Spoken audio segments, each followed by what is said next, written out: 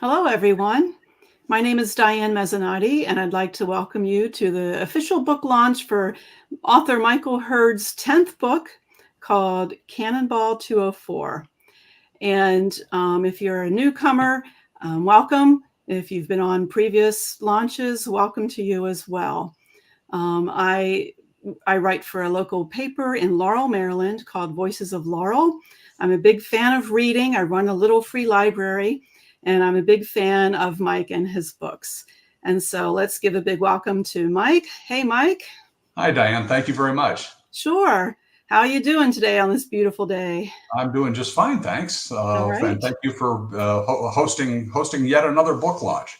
Absolutely my pleasure. And I'm always amazed every time that we're already doing this again so soon. You've written 10 books. That's unbelievable. I'm really lagging here. Now, this one took 14 months since book 9 came out, and there's a lot of story behind that. Okay, maybe we'll get into that a little bit, but book number 10, for those who might be joining us for the first time, can you just tell us a little bit about yourself, a little bit about your background, how you got into writing and genealogy and all of that? Sure. Well, I've worked for the federal government for almost 40 years, and a good share of that time, as you well know, was spent writing and teaching writing. Now, government writing is considerably different than writing for fiction, especially when you write for things like the President's Daily Brief, like I did for a couple of years. And that's just the facts, man. Just like Detective Joe Friday on Dragnet, just the facts, man. Yep. Get in, get out, and get it done. And it kind of went from there. As I got closer to retirement, I started thinking about, why don't I want to put some of these skills to good use?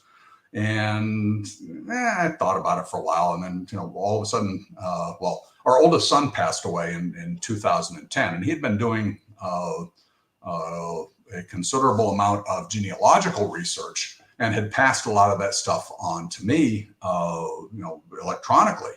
And I kind of set it aside and then came back to it in 2014, 2015, started looking at it, started building a family tree based off of some of the things he had found.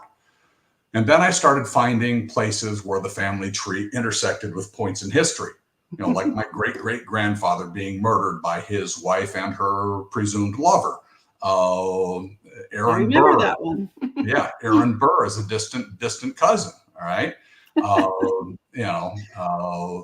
The first administrator of Johns Hopkins Hospital in Baltimore, Henry Mills Hurd, was another cousin. And all these things started to tie together into something that I wanted to put together in book format. And so what I did with the first book was I laid it out so that there was 13 vignettes in that first book. And then from those books, or from that book, I took I've been taking each chapter and turning it into a full-length novel. So, so the overall plan for the series is to eventually have 14 books. Well, I'm already working on number 11, so the end is in sight. But I'm probably not going to stop there. I'll probably take one of the other books, previously written ones, and expand one of the characters or series of characters in there to write a sub-series, off of that. So, I'm not surprised to hear that, because I was thinking to myself, he's getting toward the end of the number of chapters from the first one. I wonder if he's going to delve more into it or go to a different series. So that's interesting. Great. So your latest, book number 10, the title is Cannonball 204. Can you explain a little bit about that title? Well, without giving away too much of the storyline, the number 204 has some mathematical significance. Okay, it's the number 204 is the number of cannonballs in an 8x8 square pyramid structure. Okay. Okay. So the 204th cannonball is at the apex of the pyramid, and the placement of that 204th ball is essential to the storyline and things that happen in the first, second, and successive chapters. So it all comes together. There was a salvage operation in Lake Erie, in the Battle of Lake Erie, where a retired Navy diver and his friend were recovering cannonballs. And the story just builds from that point on. And folks, he's being vague and leaving us hanging for a reason. Yeah, I can understand why I have read the book, full disclosure, and yeah, I can understand why you want people to find out for themselves. You don't want to give too much away. How did you select the setting of the Battle of Lake Erie for this particular wine? Can you explain, is there an overlap there with from people from your lineage? Well, the storyline kind of came out of book 2, Soldier, Citizen, Settler, which was set in the American Revolution and immediately thereafter. And then somehow my family had to migrate from upstate New York, up in the Oswego area, along the southern shores of Lake Ontario and Lake Erie. Well, I figured out how to make that happen in a story format, in that I found a distant relative that was a medical corpsman, medical assistant in one of the New York regiments that fought in the War of 1812, presumably somewhere near the Great Lakes Theater. And that character became Dr. Stephen Wilcox in the story. Ah, okay. And he plays a prominent role. Oh yeah. Oh yeah. He's one of the main characters. So one thing I noticed was this is your second novel in which there's a prominent role also played by Native American groups and individuals. And this one, there's also a particular woman from a tribe up in that area of the country. Do you have a personal connection or a family connection there? Or is this just something in your interest, or did you incorporate that because it works so well with the history? Well, that was part of it. Working so well with the history of that area was a very big part of it. But the other piece that came into it, well, for starters, I can't prove a Native American connection to my family tree, except for maybe in Missouri, Kansas, back in the 1850s to 1900s. So there's a tenuous connection there, but I can't exactly prove it. So I've always had a little bit of an interest in how the European settlers drove the Native Americans out of their ancestral homelands. Right. And southern Michigan is no exception. I lived in southwestern Michigan, over in the southwestern corner, as one of our viewers, Freddie Krieger, well knows. That my ties to that area are still relatively strong from an interest perspective, but not so strong from a family perspective anymore, because we pretty much all had our own little diaspora, if you will. But so the Potawatomi Indian tribe that was prevalent in the basically the southern half of the Lower Peninsula of Michigan, the ones that remained there followed Leopold, and I forget his last name right now. But anyway, followed him, and he was smart enough to figure out a way to get around the round them up and send them west that the United States government was doing, by converting his tribe to Catholicism. And because they were anglicized, they were allowed to remain in the area. Well, that's interesting. So all this stuff kind of just came together, and it was just really fascinating when I was doing the research to pick apart Tecumseh, for example, in the Battle of Fallen Timbers, the Rouge River Massacre, or I'm sorry, the River Raisin Massacre, not Rouge River Raisin Massacre. Which is hard to say even when you're reading it in your head. Yeah. So, and all these little things came together. And then the way the British Army left what they called Upper Canada at that point, the area that is east of Detroit and across the northern side of Lake Erie, the British Army just pulled out of that area and basically did a scorched earth policy as they left. Yeah. So, but the Native American connection to me was just really interesting. It's an interesting dimension, because, a lot of our presumption about Native American history and some of their beliefs and of afterlife and reincarnation and all that stuff kind of sneaked into the book a little bit, if you know what I mean. Yeah. Speaking of doing that research, Patricia has a question, and she wants to know, how much research do you do and what sources do you use? I spend as much time reading as I do writing. or I'm sorry, reading and researching as I do writing. And I would say for every 10 pages of material that goes into the book, I've probably spent 10 to 20 hours researching, because Wow. I am a stickler for historical accuracy, contextual historical accuracy. Mm-hmm. You know, I mean, if I was writing purely about the history, it wouldn't be fiction, you know. Right. So to talk about the War of 1812, like, Fort Malden, for example, that played heavily into the storyline.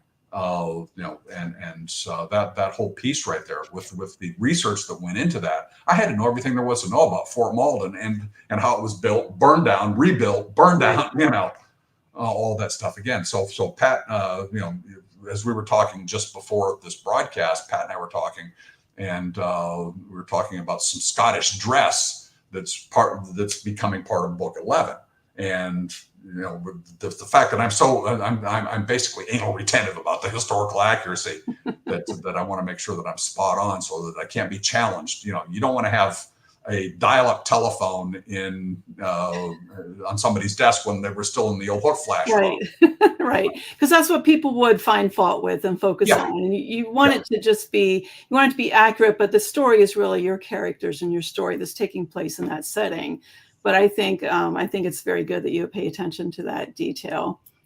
In this particular book, as with some others, I don't think it's a spoiler to say that you are following multiple characters. And so we get a lot of switches between multiple narrative voices. We're in their heads, experiencing it through their eyes, and sometimes over multiple periods in history.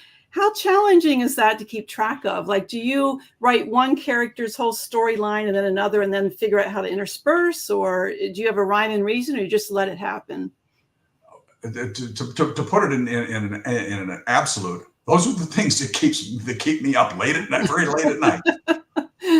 Seriously though, what I try to do is I use point of view shifts in the book, so that when I'm writing about supporting characters, I'm writing in what they call third person omniscient point of view. Okay, where I'm inside their heads, but from a he, they, she standpoint. Right. Right. Where I'll take the main character and I'll write in first person omniscient, so that when I was doing this, or when I saw this, I thought this, when I engaged with so-and-so, I said this, so I use that switch back and forth so that I can mentally keep track of which characters I'm writing about. And there are times when I've had to do that in mid chapter, where particularly in book 9, there were some shifts in book 9 that took place mid chapter. Well, book 10, I tried to stick to the chapter approach a little bit more religiously than I did with 9, because let's face it, books 8 and 9 I was still playing with. Did I do it in book 8? I don't remember. Anyway, a lot of stuff to keep track of. Well, I found it very easy to see what you were doing. I found it effective, and I thought it was a good way to do it. When we were talking, I guess a few weeks ago when I was reading the book, you mentioned to me that I'm still impressed with how quickly you write books, but you were saying, well, this one took extra long. I think you said at the start of the broadcast, 14 months. And you said you had a bit of a writer's block. And I know that happens to every writer, I'm sure. How did you work through it? Well, the publishing company, Lineage Independent Publishing, I hit a spot last fall where I had multiple books all being edited, formatted, and ready for publication at the same time. Adding that to a devastating personal event involving one of my other authors, I kind of ran out of gas. There's too many things going on at once, and I set my own writing aside for a while. And then I just finally one day decided, you know what? I'm at a point with this book where I've got to finish this. I cannot stop, and I cannot just throw it away. So I kind of picked it back up again, hit what I thought was a logical conclusion for the story, and said, okay, that's it. I'm done. I'm going to move on. And, and the book went live on a week ago today. So you were able to pick back up on it. Do you think maybe that pause, you needed it with everything going on? Do you think it's a better book because you waited? I think it is a much better book because before I picked it back up again, what I did was I went back through what I had already written and edited it chapter by chapter, paragraph by paragraph even, and went through and fixed some of the constructs, and so there were a couple of inconsistencies that I found that in the storyline that really needed to be fixed. So it was, it took a few months, but I finally got back into it again. And then, I'm big about writing when we're on vacation. So we were in Florida for 3 weeks in January. Left here when a snowstorm was rearing its ugly head and drove south. Too. Yeah, and as Sandy will vouch, I was up writing, late at night while we were down in Florida. We had a nice little apartment while we were down there, and I was able to detach myself from the Disney World environment and write. And I got back on track. Yeah, the right setting can make a difference, I think. Yeah. Patricia is giving you a shout out, saying there were a lot of delays last year and you were amazing as a publisher. And I think it's a fair point, but maybe you had to step forward as a publisher more than a writer at the time. I think that's probably fair. There's only so much we can juggle in life, right? Yeah. So talk a little bit about your publishing house for those who might not be aware. Tell me more about that, how it came about. Sure. Well, I formed Lineage Independent Publishing in 2019. Right, I registered it with the state of Maryland as a sales and use tax entity. So in other words, I'm paying state sales tax when it's appropriate to do so that I can keep the state from knocking on my door and confiscating things. But so I formed the company in 2019, and primarily as an outlet for my own books, because what I was finding out was that if you just publish as an author, right, and what they call self-publish, right, you don't get quite as much bang for the buck as you do as if you're publishing under what they call an imprint, right, which is a publishing house. And I did some research, found out that there are people out there that will publish other people's books, but don't do a very good job of it. And the vanity publishers, where I would pay somebody, say, $1,000 to put the book out there. They would just take whatever I send them, copy and paste it, plonk, and away it goes. No editing, no true editing, no storyline, no continuity editing or anything like that. Right. So I said, okay, I want to do this right. Right. I want to make sure that when I do this and get books started in the pipeline, that I had the imprimatur of a publishing imprint, Lineage Independent Publishing. So, I registered with the state, then I went ahead and registered with the ISBN, International Standard Book Notation Generators, Bowker, and got a block of ISBN numbers, so that now, after a while, I started using my own ISBNs. Oh, that's interesting. I didn't know that. Yeah, and you buy them in blocks, and they're very expensive if you do one or two at a time. They're not so bad if you do them at 100 at a time. Wow. And but to be fair, each book takes at least 2, if not 3. Because you have to have a book, an ISBN assigned to the paperback, an ISBN assigned to the ebook. Well, it's not required, but I do it anyway because it adds a little bit more of an official published feel to it. Sure. And then the audiobooks don't necessarily have to have one. We'll talk about more about audiobooks in a minute because I see that's on your list. Yeah, I was about to ask you about that. Yeah. But so anyway, as time went on, I was subscribing to and joining writers groups on social media. I stumbled across the works of an author, Lisa Talbot, who's one of our other authors. And it was one of her poems. I was working on book 3 at the time, which was Iniquity and Retribution, I think was the title. And one of her poems fit perfectly as a chapter separator. Well, so I reached out to her, just cold called her, in messenger chat, And the next thing I know, we had a working relationship building from her giving me permission to use that poem in one of my books. And so that one thing led to another, and she had a whole bunch of short stories and poetry already put together. And I said, well, you know what? Let's get your stuff out there. So what we did was we worked together and basically co-authored an anthology where she wrote the poems and short stories, and I wrote all the intro pieces for the sections of the book. Right. Grew from there. I stumbled across another author, right? G.B. Carmichael, whose real name is Patricia Donahue, the lady that's asked our last question. Got her involved as well, and then added Rebecca Connolly Bruce, who writes, Rebecca Connolly Bruce or R.C. Bruce, who had published on her own, and had a not such a good experience. And I said, well, look, let's give it a try and get you going under my imprint. Added her to the mix. Then Lisa suggested another lady to add, Lorna Hart, who wrote Moonpath. And then Pat proposed another male author who writes comedy and satire, writes under the pen name for Lineage, Beck Hilliard. His real name's Martin Radford. Now, what's interesting about all these people is we have never met in person. Still. Lisa lives in Portugal. She's a British subject who is retired to Portugal with her nonagenarian mother. And I tease her constantly about being at the end of the internet. She's so far out of the Portuguese backwoods that the internet just barely reaches.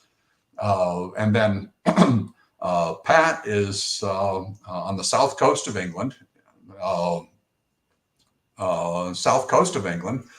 And so she says it might be a good thing you haven't all met yet. Well, hey, we'll worry about that in a minute.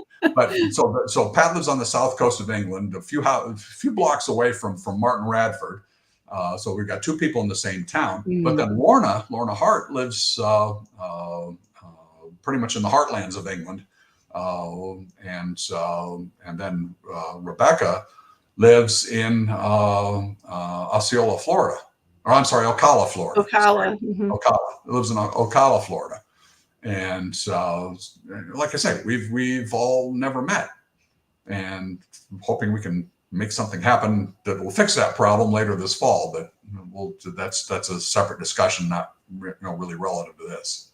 I think that's really a cool story, and every time I hear you talk about it, it just makes me feel good that you all were united by your love of reading and writing and books and wanting to be authors, and it was just kind of like things that happened at the right time for everybody. So congratulations to everybody there. I understand that congratulations are in order because there is a big announcement. You want to talk about the big announcement from your publishing house? Which one was that? That might be the audiobooks. Oh, okay. Yeah, it's kind of been in the works for several months. I mean, what happened was that Amazon came up with this process to automatically convert ebooks, Kindle books, to audio format using a process they call virtual voice narration. And they offered Lineage Independent Publishing the opportunity to participate in the beta release at no charge. So I thought about it, and I said, nah, this is going to be just a computer-generated voice, because I had visions of things like the old Dr. Svezzo on the old IBM 386 machines, which sounded like this. I am Dr. Svezzo. And so I had visions of that. Then I said, okay, well, let's give this a try. I took one of my books and I uploaded it, and I said, you know what, this isn't bad. And you have to go through and listen to you spot check it, listen for pronunciations like READ. That's either read or read. Well, when they first put the program online, the conversion program online, it would always read it one way or the other, but never differentiate between the two. Since that first iteration, the program has gotten smart enough that it can contextually identify those differences based on the context of the words around it. All right. And adding to that is that the whole virtual voice narration process does a passable job with English, German, French, Spanish, Hebrew, and Latin. Cool. That all You of know, which I think were in this latest book. yes. Funny you should mention those languages. Hmm. Well, do you get to listen to it and approve it or maybe ask for certain changes, or is it here's what it is and that's that? No, the process of what happens is you basically the Kindle format book, you run it through the program, and then you have to go through and you can adjust pronunciations, you can Mm. adjust pacing, Mhm. you can even select voices. Well, one of the drawbacks to the program is that it only has 7 choices for narration. All right, Oh, 2 British female voices, and then the other 5 are American male or female voices. And so it only has the 7, and you have to stick with that voice all the way through the book. So you sometimes have to do a little bit of trial and error. What voice matches this story? All right. So I had to do a lot of that. They're planning by the end of the year to come up with a way that we can change voices. And this was based on my suggestion. All oh, right. They're planning on coming up with a way of changing voices chapter by chapter. Because I told them, I says, look, some of my books I changed from a male perspective to a female perspective in successive chapters. right, Right. And it's kind of awkward to have a guy reading a woman's most intimate thoughts, right. you Of which know. there are some in this book. Well, and there were also some in the Seventh Wife too. That's right. Yeah. Right? Mhm. Backing up to was it book back all the way back up to book 5. So there were places where that had to play into it as well. So it's a lot of trial and error that goes into it, and there are some places where if the word pronunciation doesn't quite sound right, you have to play with phoneticized spellings, diacritical markings, and that sort of thing to get it exactly, the way Right. you want it. And German in particular, where you have the ich versus ish, you know, it does get kind of boggling. And then Nice. Pat's got a comment Mhm. here. Yeah, yeah, Pat says she hopes they create more global dialect voices, and she has a particular challenge of stories with Scots in them. So, and I'm sure that they will, as time goes on and these things are honed better. So, but that's pretty exciting. So, have you done more than one book that way? And how do we get Uh, them? Almost all of our books have been released in audiobook format. Excellent. Almost all. Hmm. I say that on purpose because there are, I think, 2 that don't lend themselves well to an audiobook presentation. Okay. Just because of the different voices that are in the book. I just didn't feel comfortable with having the same male narrator or the same female narrator all the Uh, way through. So I right. may have to wait for that. And and expanding on Pat's comment there, one of the things that is limiting right now is that the virtual voice narration process is only open to authors who publish on the Amazon.com side on the United States. So Oh, okay. for people overseas, they have to navigate to the Amazon.com site instead of the Amazon.co.uk or Right. Amazon.fr or Amazon.de, to be able to access the audiobooks. But Right. the they're getting the program. I have sensed a huge difference from the first time I used it to the last time I used it. And I don't know whether it's learning Oh, from our styles or whether it's learning globally to be able to add more inflection. When it encounters a question mark, it sounds like it's reading a question. When it encounters an exclamation point, it feels like it's reading, an aha, and it's getting better and better. do you see this as kind of something that's going to influence the way you write? Like when you write from now on, knowing that you also are going to go with the audiobook, are you going to think about, well, how will the sound, or are you just going to write the way that you would anyway and then deal with the audio part? Yes. Okay. Fair.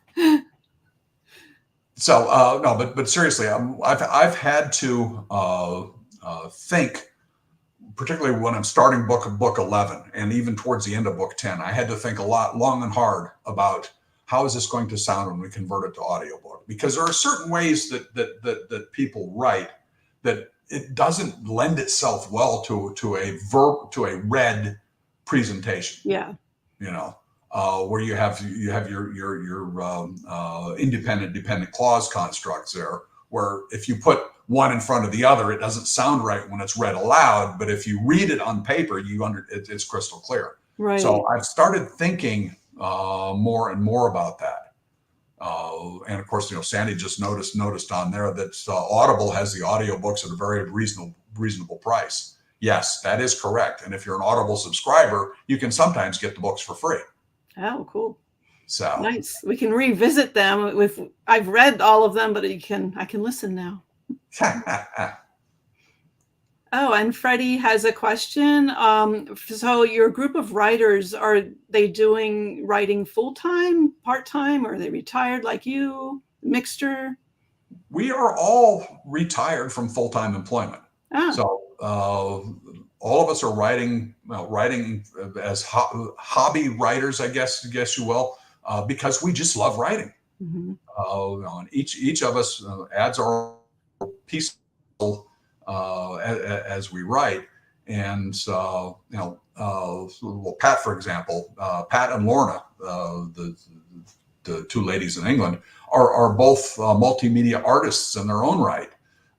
Pat does some pretty phenomenal creations commemorating World War I and military events involving soldiers in her family tree. Lorna does a real good job with pastels, and Lisa, is accomplished in multiple genres of writing: poetry, short stories, and novels. As is Pat, So it's kind of a mix where we've got other interests besides writing, mm-hmm. But we also, like I said, do it for the love of putting the written word on paper or on the screen or in somebody's ears. Right. Absolutely. So, thanks, Freddie. That's a good question. A world of writers are grateful that there are still many people that do that for the love of it. So, what's next? And do you have any other updates to share with us?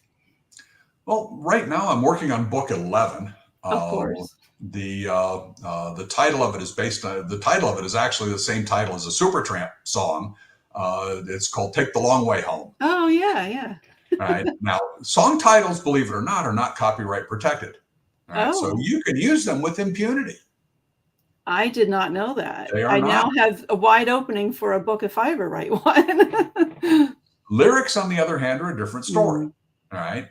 So there have been several court decisions that say, there's so much chance of duplication of a song title versus a poem title versus, whatever title you want to put, that they just decided that that's not something that's copyright protectable. But anyway, so the book is set in the 1650s in England, all right, right after the Battle of Worcester, in which the forces of Oliver Cromwell, the parliamentarian forces, did battle against the royalist forces of King Charles II and spanked Charles II's army pretty badly. Charles kind of went to ground, went undercover, and started to try to escape out of England. All right. And so the long and the short of it there was that they were running out the back door of a pub as the Roundheads, the parliamentarian forces, were coming in. And the family connection there is that one of the English country estates in that part of England was owned by an ancestor of mine. Oh. Right? And he is a colonel who's a royalist supporting Charles II getting out of England. Ah. Right? But they'll take the long way home. Charles wandered around England for some 400 and some odd miles in a circuitous route called the Monarch's Way, and hid in a tree called the Royal Oak on this estate. Oh, right? Yeah, I've heard that one. Yeah, all right.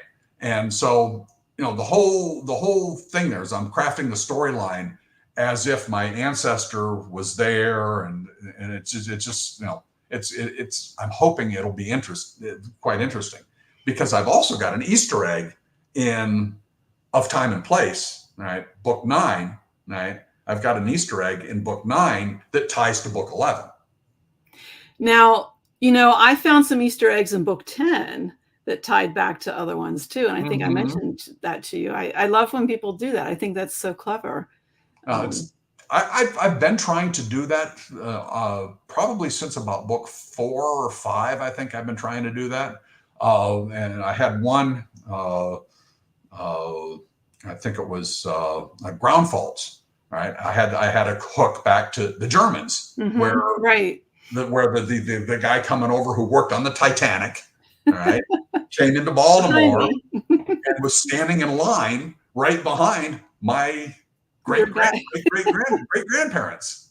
And for people who didn't read the other books, it's just a scene and it doesn't mean anything. But those who did, are like, oh wait, I see the connection here. Yep. So I like that. But that that brings to another point that I want to capitalize on. There is that even though I hide Easter eggs in these books, is that none of the books they don't have to be read in sequence. Right. Okay. You can read book 1 if you want to set the stage for the entire series, but you could pick up book 5, read book 5, and it's a standalone. Read book 9, it's a standalone.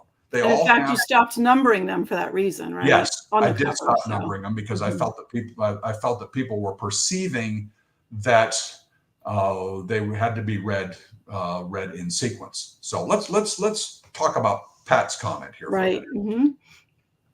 Yeah, Pat says there's concerns about what AI will lead to. I think we all agree with that. We've seen a lot of science fiction movies, and it's like, is this really happening in front of our eyes? And she says it's improving the way it begins to understand concepts.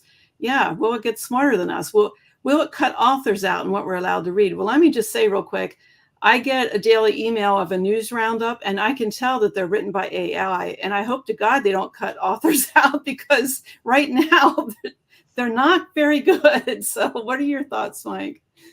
Well, I think that AI has its place, but I don't think that it's ever going to replace human authors completely. Now, there are some authors out there and some nefarious entities out there who will use AI to take a bare bones idea and flesh it out into an article, a term paper, a book. And even academia is starting to scratch their heads a little bit and say, okay, what if our students start using AI to generate their term papers? Are we going to start seeing term papers that are duplicates of each other? What learning are we doing? And people are paying a lot of money for a college education and trying to find out ways to get around doing the work. Right.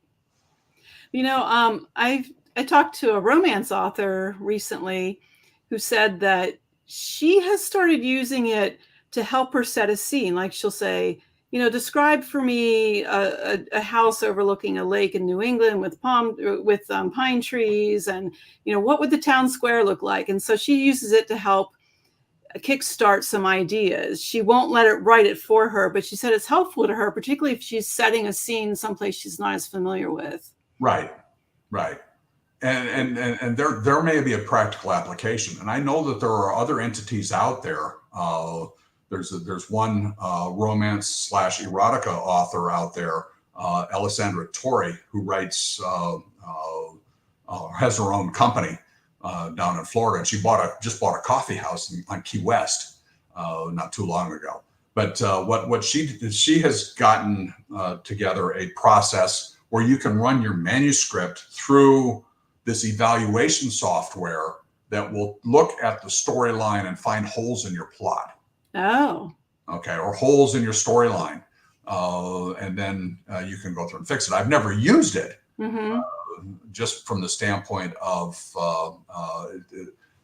I don't write in the format that's conducive to running it through the program. Right. So I'd have to go through and convert my books to the format that goes through the program. I see. At the same time, and so it's just one more conversion step that I really don't want to have to go through, because I'm already doing 2 other ones, from paperback to e-reader to audio, that I don't want to add a third step to the process. So, but I've been featured on her First Draft Fridays program talking about the transition from government writing to fiction. A couple of years ago. So I want to give her a little bit of a shout out too. Yeah, we've all had to retrain our brains in one way or the other. I had to retrain mine as a reader, and it took me a while after retirement to really get back into the long form reading for enjoyment mode. It took a while, but now I'm trying to make up for lost time. So I understand you might be able to give us a sneak preview of the cover of Cannonball 204. Let me see if I can bring it up here. Give me just a second. Oh, Pat asked a question. Oh, what is an Easter egg? So this is a term, maybe it's only in American youth culture, although I guess it's been around for a while. It goes back to video games, if I'm right, I think, where video game developers would have like an extra special prize for you if you found a secret level that you didn't know about, and there'd be maybe an extra level that's not well known, but you stumbled upon it.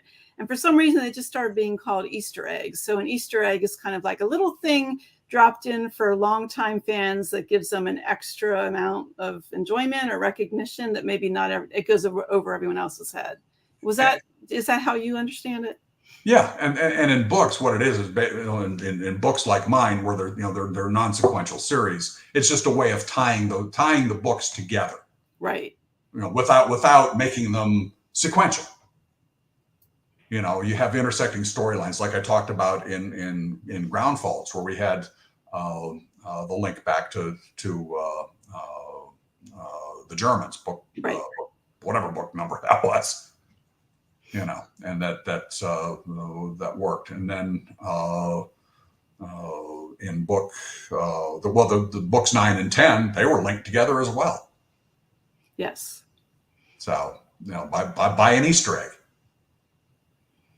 And I think it's a neat thing to do. So and if you're in the know and you find them, you just get a little thrill. Like when I was reading this book, I'm like, oh wait, I see what he did there.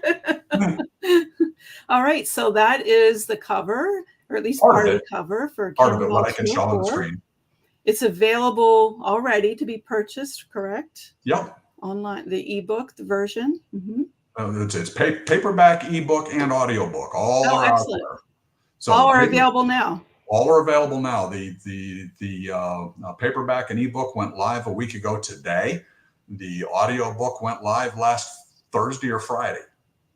So that's all of that's out there and available.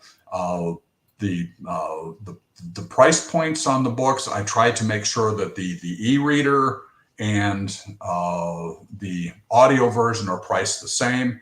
If you're an Audible subscriber on Amazon, you can get both for like a 99-cent add-on. If you buy the Kindle book, 99 cents, you can get the Audible or the audiobook version as well. And then if you're reading the ebook, the audio version will kind of follow along behind you. And if you put the ebook down and want to listen for a while, it will pick up where you left off. Oh, cool.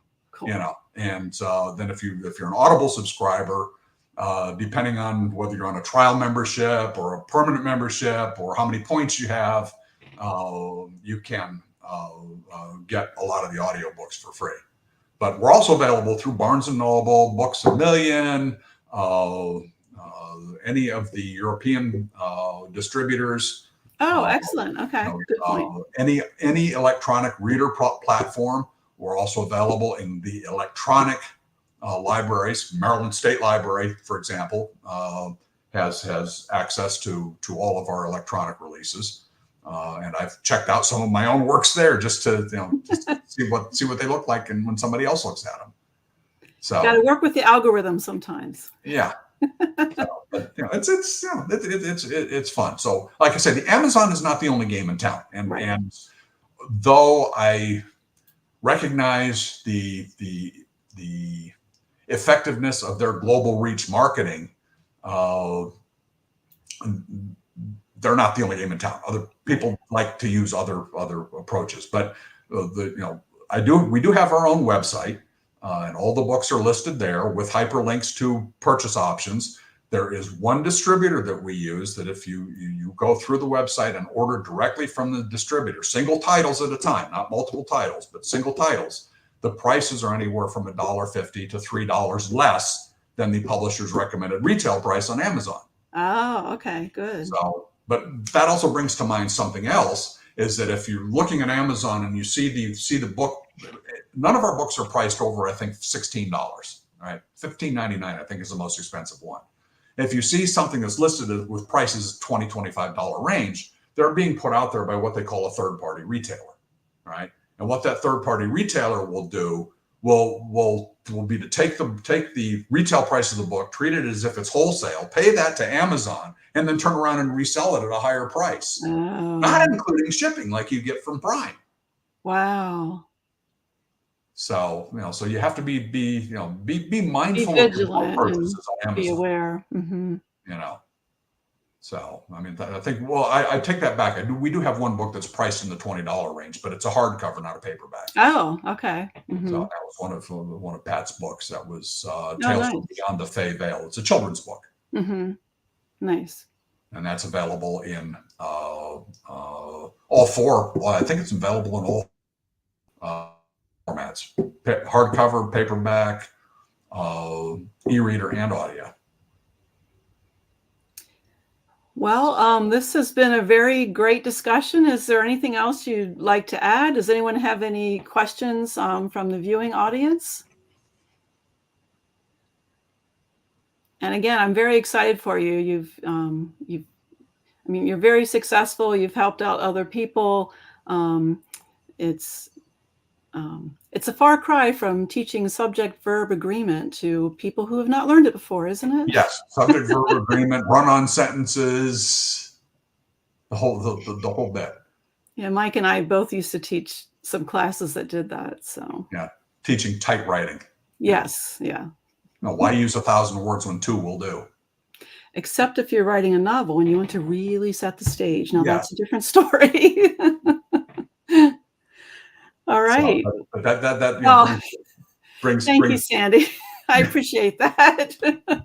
I don't know about it, but I enjoy it. So, but that whole thing with the embellishment piece, Lisa Talbot's mother, Elizabeth, who's 93, I think 93, 94, has been one of my biggest fans. And she has been instrumental in helping me rethink the way I write, so that I'm not writing so much as he said this, they got married, the end. Right. What color was the bride's dress? Were they stepping over sheep stuff in the pasture where they got married? Lean more toward Fitzgerald and less toward Hemingway, and and she said, embellish it. Put some embroidery on the paper napkin.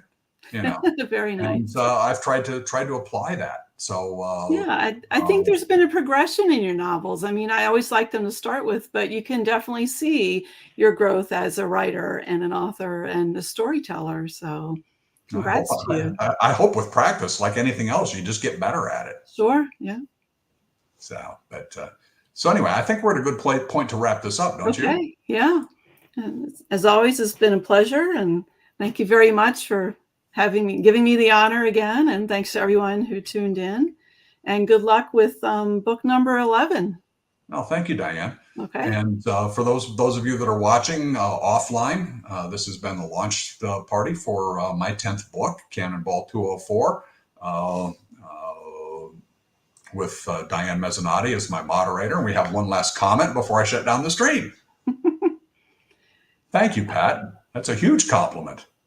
I agree. Your writing is more emotionally connected. Yeah. So I think I feel more in touch with the characters, I think. And that's a very important thing for a reader to feel that. So it really was a page turner, Mike. I was reading it electronically, but I was like, tapping the screen.